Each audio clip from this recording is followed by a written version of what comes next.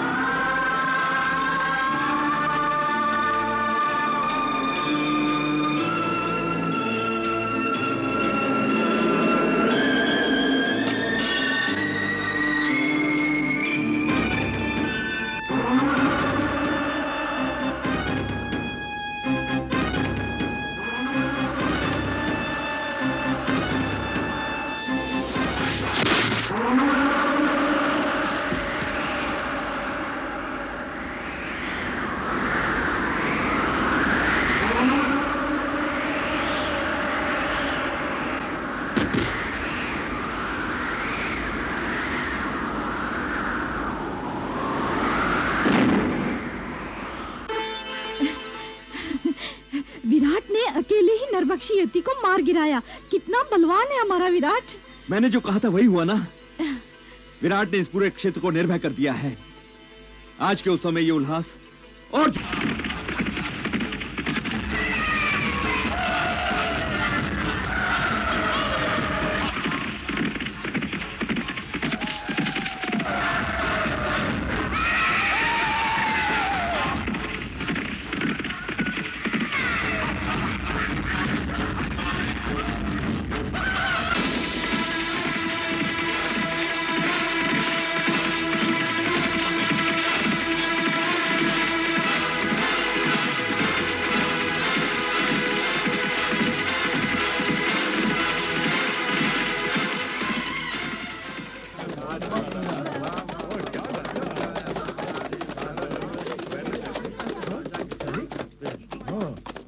तुम में से विराट कौन है?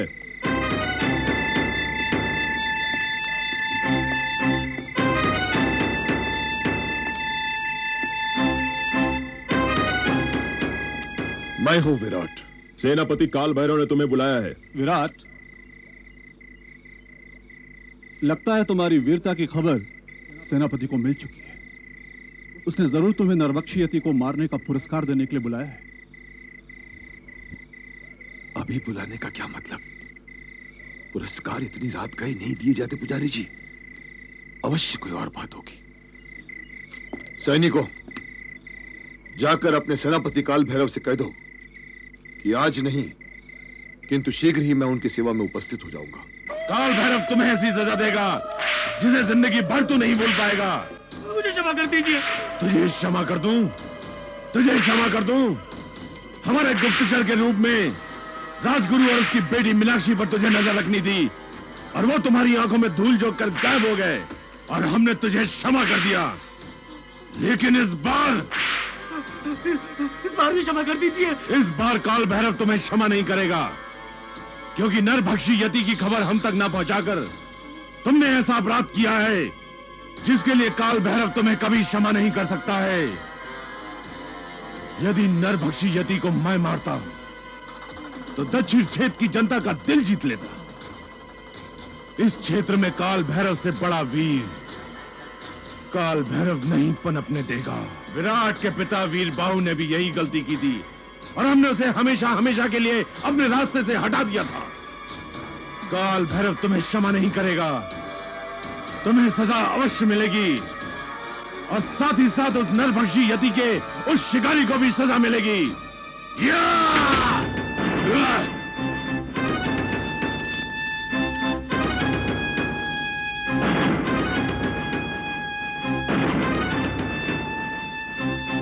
कौन हो तुम? वही जिसके अपराध का दंड इस निर्दोष को दिया जा रहा है। हमारे सामने ये दुस्साहस हो? कौन तुम? विराट। विराट नाम है मेरा। जितना बड़ा नाम है तुम्हारा, दंड उतना ही बड़ा मिलेगा, क्योंकि तुमने हमारी आज्ञा के बगैर नरभक्षी यति को मारकर इस दक्षिण प्रांत के महानायक बनने का सपना देखकर जघन्य अपराध किया है। उस नरभक्षी यति को मारकर मैंने कोई अपराध नहीं किया है सेनापति। मत भूलो कि उस यति का वध करने का अधिकार केवल हमारा था। अपनी वीरता के अभिमान में तुमने हमारा अपमान किया है। या तो तत्काल अपना शीश झुकाकर हमसे क्षमा याचना करो, वरना हम इसी कोड़े से तुम्हारी चमड़ी उधेड़ देंगे। विराट का शीश केवल भगवान या राजा के आगे झुकता है सेनापति, और किसी के आगे नहीं। फिर भी अगर आपको अपने अपमान की आग ठंडी करनी है तो छुड़ा लीजिए इस कोड़े को अपने और उधेड़ दीजिए मेरी चमड़ी।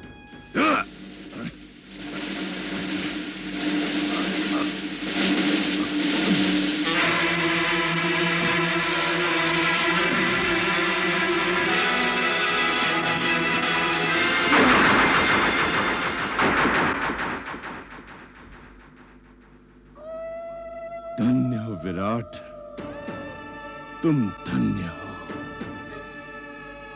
तुम वास्तव में ही बहादुर हो।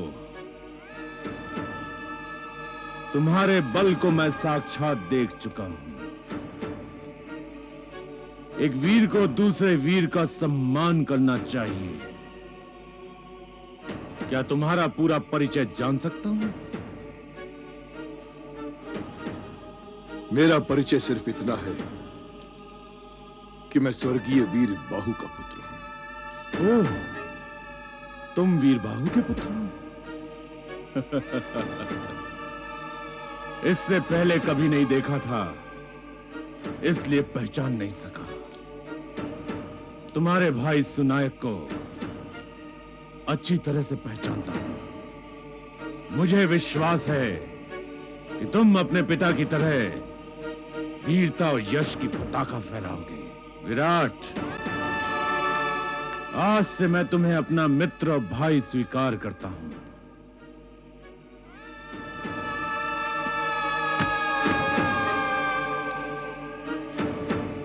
विराट, ये राजमुद्रिका लो।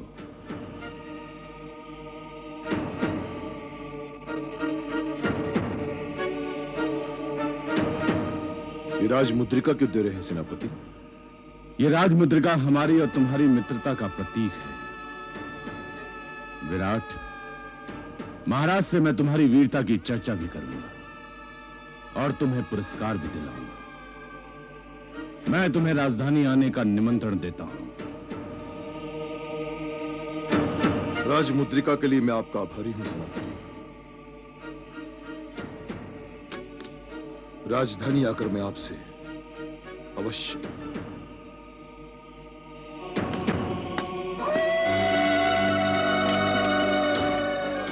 मैं तुम्हारी प्रतीक्षा करूंगा विराट।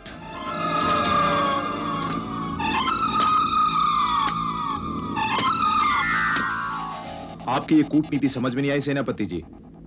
उस सपोले को यूं ही जाने दिया आपने? ये सपोला नहीं, विशैला नाग है दुर्जन, विशैला नाग। याद है दुर्जन, दक्षिणी क्षेत्र में आकर इसके पिता वीर बाहु की हत्या करने में हमें कितनी कठिनाइयों का सामना करना पड़ा था। मैं कैसे भूल सकता हूं सेनापति जी, मैं भी आपके साथ था। उसे तो हमें धोखे से मारना पड़ा था। हाँ, दक्षिणी प्रांत की बेशकीमती खनिज संपदा और हीरे मोतियों पर उसी वीर बाहु का कबीला सांप की तरह कुंडली मारकर बैठा हुआ था। और ये नया नाग विराट पैदा हो गया है। एक बार ये नाग अपने बिल से निकलकर हमारी राजधानी पहुंच जाए, फिर इसका फन कुचलना हमारे लिए बहुत आसान हो जाएगा, समझे? समझ गया सेनापति जी। आपकी चितराई बेजोड़ है। बेचारा विराट क्या टिक पाएगा आपके सामने। लेकिन सेनापति जी, ये राजमुद्रिका ये राजमुद्रिका मैत्री का प्रमाण नहीं है दुर्जन। ये मुद्रिका उसके गले का फांसी का फंदा है। ध्यान रहे दुर्जन, विराट का राजधानी पहुंचना खतरनाक नहीं है, खतरनाक है विराट का महाराष्ट्र तक पहुंचना।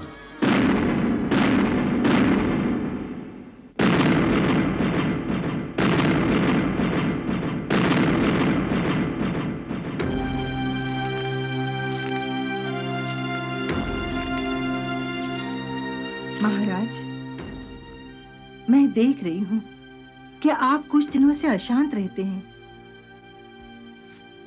हाँ महारानी, आज सुंदरगढ़ का महाराजा विजय सिंह एक साधारण नागरिक से भी अधिक अशांत है। क्या बात है महाराज? क्या आप अपने महारानी से भी कारण छिपाएंगे? अब आपसे क्या छुपाना महारानी, कुछ समय से राज्य में अनहोनी घटनाएं घट रही हैं। हमारे आदरणीय राजगुरु दत्तात्रेय हमसे बिना कुछ कहे न जाने कहां चले गए, और उनकी पुत्री मीनाक्षी उनके आवास पर नहीं है, और आपके भाई सेनापति काल भैरव हमसे बिना आज्ञा मांगे न जाने कहां चले गए। महारानी, आप जरा सोचिए, राज्य के सेनापति लापता हैं। काल भैरव लापता है? ये कैसे हो सकता है? ऐसा हुआ है महारानी, ऐसा हुआ है। वो आपके भाई हैं, इसलिए हम खामोश हैं। काल भैरव इस समय कहां है, इसकी किसी को कोई जानकारी नहीं है।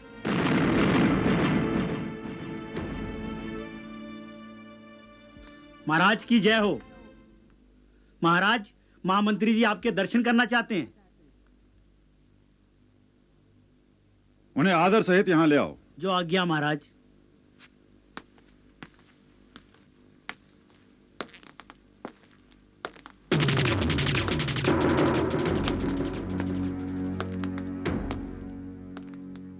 महाराज की जय हो। प्रणाम महारानी साहबा।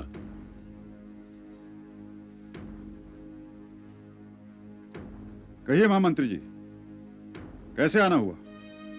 महाराज, कुछ शंकाओं को लेकर पूरे राज्य में अफवाहें फैल रही हैं। यहां तक कि सभासद भी आपस में उल्टी सीधी बातें कर रहे हैं। विस्तार से बताइए महामंत्री जी। महाराज, ये अफवाह आग की तरह फैल रही है कि राजगुरु की हत्या कर दी गई। उधर काल भैरव के अचानक गायब हो जाने से लोग तरह तरह के अनुमान लगा रहे हैं। फिर आपके दरबार में न आने से इन अफवाहों को और बल मिल गया।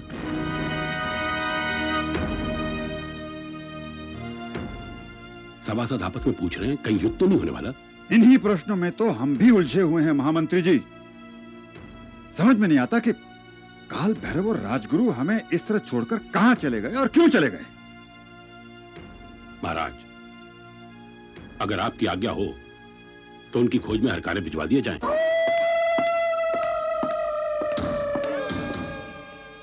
महाराज की जय हो।